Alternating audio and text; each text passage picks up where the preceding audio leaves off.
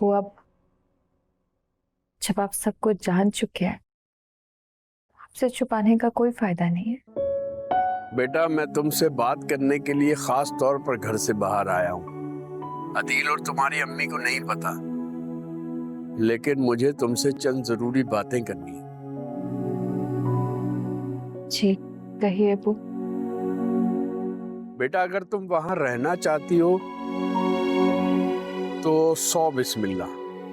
हमें खुशी होगी कि तुमने एक बाशऊर लड़की होने का सबूत दिया।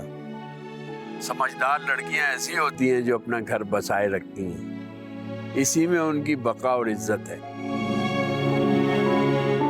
लेकिन बेटा, मेरे घर और दिल के दरवाजे तुम्हारे लिए हमेशा खुले। अगर तुम्हें लगता है कि नदीम अहमद तुम्हारे काबिल नहीं है कि सारी जिंदगी उसके साथ गुजारी जा सके, तो बेटा सोच लो। वो कौन लड़की नहीं चाहती कि उसका घर बसा रहे। कभी कभी हालात आपको ऐसे मोड़ पर ले आते हैं कि आपके हाथ खाली रह जाते हैं। बेटा, जब तुमने सौकन का अजाब झेला है, नदीम के कई झूठ बर्दाश्त किए हैं, तो फिर मजीद अपने आप को अजियत में मत डालो।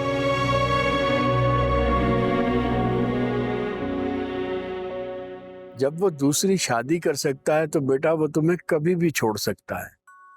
मैं ये नहीं कह रहा कि तुम उसके खिलाफ जाओ, बस तस्वीर के दोनों रुख देखो और फिर कोई फैसला करो।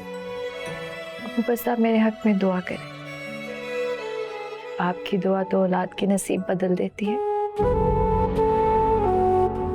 और अगर आप लोग मेरे साथ हैं तो मैं किसी भी मुश्किल से लड़ सकती हूँ। ठीक है बेटा,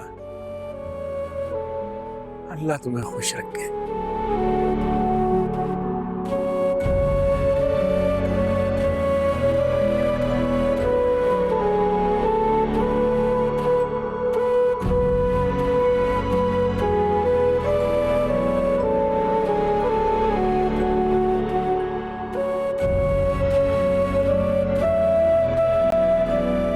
रुको,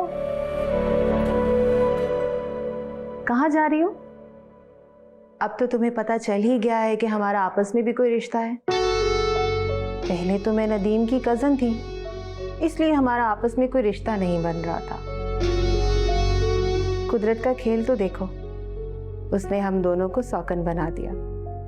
मेरे पास तुम्हारी फजूल बातों के लिए वक्त नहीं है। मैं तो बस तुम्हें याद दिला रही हूँ।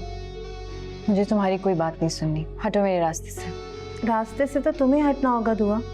जाओ, जाकर पैकिंग शुरू करो, क्योंकि तुम्हारा वक्त अब यहाँ पर पूरा हो चुका है। ये मेरे शौहर का घर है और मैं यहाँ से कहीं नहीं जाऊंगी। Oh really?